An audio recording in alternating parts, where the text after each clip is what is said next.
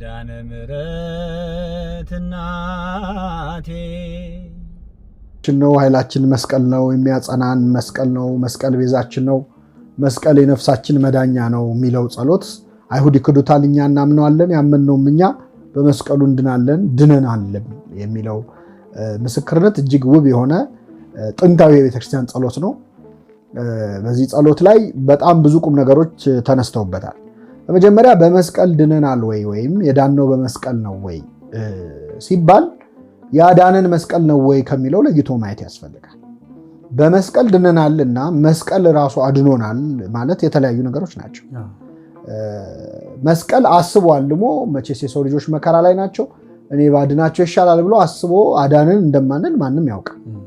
በመስቀሉ ግን ድነናል ሲባል መስቀሉን መሳሪያ አድርጎ ነገረ ድነትን የፈጸመው የሰው ልጅን መዳን የፈጸመው አምላካችን መድኃኒታችን ኢየሱስ ክርስቶስ ነው። ታዲያ ክርስቶስ ከሆነ በመስቀሉ ድነናል ከሚባል በክርስቶስ ድነናል ለምን አይባልም ሲባል ክርስቶስ ነው መስቀሉን ለማዳኛነት የተጠቀመበት።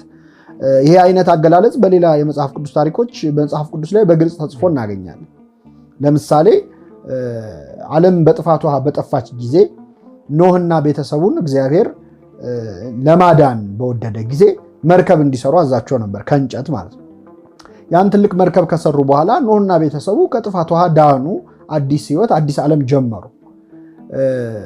አሁን ኖህና ቤተሰቡ የዳኑት በምንድን ነው ብዬ ብጠይቅህ በመርከብ ነው የምትለኝ። ይህ ማለት ግን መርከቡ ኖህና ቤተሰቡማ ሲጠፉ አይኔ እያየ ዝም አልልም ብሎ ራሱ መጥቶ አዳናቸው ማለት አይደለም። መርከቡ አይሰማም አይለማም፣ በራሱ ግዕዛን ያለው ነፃነት ያለው የሚያስብ የሚናገር ነገር አይደለም። እግዚአብሔር ነው በዚያ መርከብ ያዳናቸው። የፈለገ ጀልባ የፈለገ ምንሱ ብትከለል ከዛ መቅሰፍት ልድን አትችልም። ስለዚህ መርከቡን እንደ ማዳኛነት የተጠቀመበት እግዚአብሔር ነው። በቅዱስ ጴጥሮስም በመልእክቱ በመርከብ ከዳኑ በኋላ ብሎ የኖህን ቤተሰብ ድነት ሲናገር 8 ሰው በመርከብ ዳነ ብሎ ተናግሯል። በመርከብ ነው ዳነ። ስለዚህ በመስቀሉ ዳንን ማለት መስቀሉ እኛን ለማዳን አስቦ አዳነን ማለት አይደለም። መስቀሉን ተጠቅሞ ክርስቶስ በመስቀሉ አዳነን ማለት ነው። እንደውም ተመሳሳይ ነው። እኛን ያዳነን መድህናችን ወይም መድኃኒታችን ኢየሱስ ክርስቶስ እንደ ኖህ በመርከብ አይደለም፣ ግን ከእንጨት በተሰራ እንደ መርከቡ ከእንጨት በተሰራው በመስቀሉ ነው ያዳነን። ኖህ ያዳነው ቤተሰቡን ነው፣ ክርስቶስ ግን ዓለምን ያዳነው። ኖህ ከአዳነ በኋላ መስዋዕት አቀረበ፣ ክርስቶስ ግን ራሱን መስዋዕት አድርጎ ነው ያዳነ። ቅዱስ ኤፍሬም ሶሪያዊ የአናጺ ልጅ ወይም የጸራቢ ልጅ ብለው አይሁድ የሰደቡትን ስድብ ሲያብራራ ሲተረጉም የአናጺ ልጅ የምትለዋን ይወስድና ምን ይላል? መስቀሉን መርከብ አድርጎ ዓለምን ከጥፋት ያዳነ ይለዋል። ስለዚህ በመስቀሉ ዳንን ማለት ክርስቶስ መስቀሉን ተጠቅሞ አዳነን ማለት ነው። ስለዚህ መስቀል አዳነን፣ መስቀል መዳኛችን ነው፣ በመስቀል ድነናል ስንል እንዴት የሚል ሰው ማለት ኖህና ቤተሰቡንም አግኝቶ በመርከብ ድነናል ሲሉ እግዚአብሔርን ያዳናችሁ እንዴት በመርከብ ትላላችሁ እንደማለት ይሆናል። ሌላም ተመሳሳይ ነገር መናገር እንችላለን። ለምሳሌ የክርስቶስን ልብሱን ነክታ የዳነች አንዲት ሴት አለች። የልብሱን ጫፍ የዳሰስኩ እንደሆነ ድናለው አለች ይላል። እቺ ሴት ልብሱን ዳሰሰች፣ ደሟ ወዲያው ቀጣለ፣ ዳነች። ክርስቶስ ኃይል ከኔ ወጥቷል አለ። ከዛ አንቺ ሴት እምነትሽ አድኖሻል ብሎ መጨረሻ ላይ አመሰገናት ማለት ነው። አሁን እቺ ሴት የዳነችው በምንድን ነው ቢባል በክርስቶስ ቀሚስ ነው። የክርስቶስን ቀሚሱን ነክታ ነው። እሷም ከመጀመሪያ ስትመጣ የልብሱን ጫፍ ብነካ እድናለሁ ብላ ነው የመጣችው። ስለዚህ እቺ ሴት ምን አዳነሽ በምን ዳንሽ ብትባል በክርስቶስ የልብሱ ጫፍ ነው የምትለው። ክርስቶስን ትተሽ ልብሱን ነው የምታመልኪው ወይም የምታከብሪው ልንላት አንችልም። ስለዚህ መስቀል ለማዳን የተጠቀመበት ነገር ነው። በመስቀሉ ድነናል ማለት አዲስ ነገር አይደለም።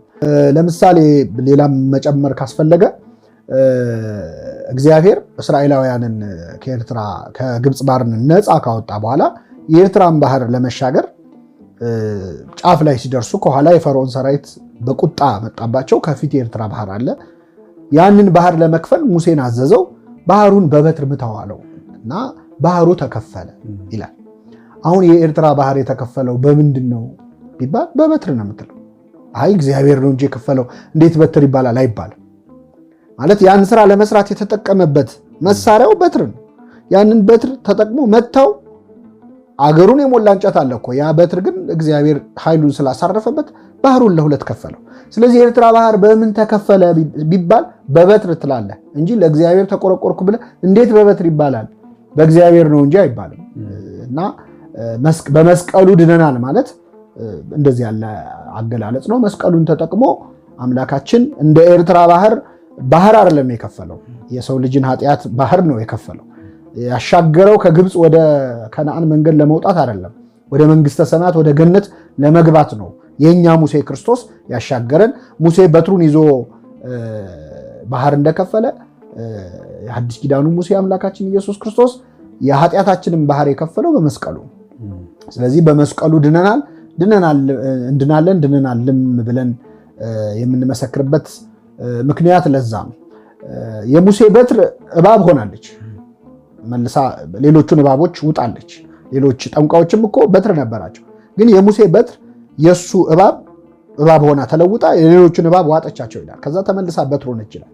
የሐዲስ ኪዳኑ ሙሴ የኢየሱስ ክርስቶስ በትሩ የሆነው መስቀሉ ግን እባብ ወደ መሆን አይደለም የተለወጠው። እባቡን ራሱን የቀጠቀጠው ክርስቶስ በመስቀሉ ነው።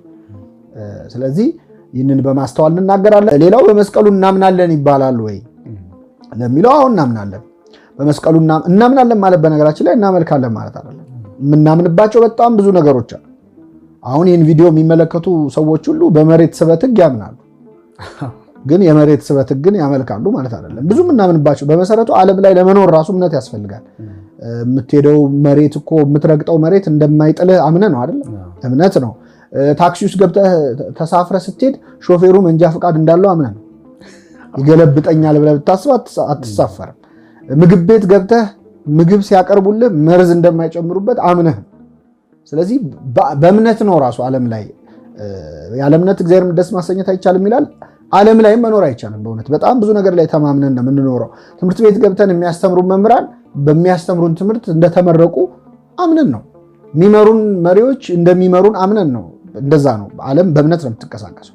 ከዛ ውጭ መጽሐፍ ቅዱስ ላይ አመነ የሚባለው የግድ ፈጣሪ ነው አምላኬ ነው ማለት ብቻ ነው። ለምሳሌ እስራኤላውያን ከግብፅ ባርነት እግዚአብሔር ነፃ አውጥቶ ኤርትራን ባህር ከፍሎ ካሻገራቸው በኋላ የፈርዖንንና የሰራዊቱን ሬሳ በኤርትራ ባህር ላይ ሲንሳፈፍ ሲያዩ ይላል በእግዚአብሔርም በባሪያውም በሙሴ አመኑ ይላል።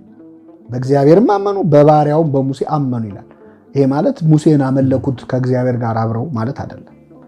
በእግዚአብሔር አምላክነት በሙሴ የእግዚአብሔር አገልጋይነት አመኑ ማለት ነው። ስለዚህ በመስቀሉ እናምናለን ሲባል በመስቀሉ ላይ በተሰራው ስራ እናምናለን፣ በመስቀል ላይ በፈሰሰው ደም በተደረገው የድህነት ስራ እናምናለን ማለት ነው እንጂ መስቀልን እናመልከዋለን ማለት አይደለም። መስቀል ቤዛችን ነው የሚለው ንግግር በአጠቃላይ ቤዛ የሚለው ቃል ለፍጡራን ይነገራል። አዎ ይነገራል። መጽሐፍ ቅዱስ ነው እንግዲህ መመሪያችን። መጽሐፍ ቅዱስ ላይ ቤዛ የሚለው ቃል ለሌሎች ተነግሮ በብዙ ቦታዎች እናገኛለን። በመጀመሪያ የክርስቶስ ቤዛነትን ቅዱስ ጳውሎስ በመልእክቱ በግልጽ እንደተናገረው በደሙ የተደረገ ቤዛነት ነው። በደሙ የተደረገ ቤዛነት ነው የክርስቶስ ቤዛነት ማለት ነው። ከዚያ ውጪ ሌሎች ፍጡራን ቤዛ ተብለው ሊጠሩ እንደሚችሉ ደግሞ እዚህ ሐዋርያት ሥራ ላይ በግልጽ ተጽፏል። ለምሳሌ ስለ ሙሴ ሲናገር ሙሴን ለእስራኤል ቤዛ አድርጎ ሾመው ይላል። ለእስራኤል ቤዛ አድርጎ ሾመው ይላል። በጣም የሚገርመው እስራኤላውያንን ከግብፅ ባርነት የተቤዣቸውና ያዳናቸው እግዚአብሔር መሆኑ ግልጽ ነው። ግን እግዚአብሔር እስራኤላውያንን የማዳን ስራውን ሲሰራ እንደ መሳሪያ አድርጎ የተጠቀመው ሙሴን ነበር።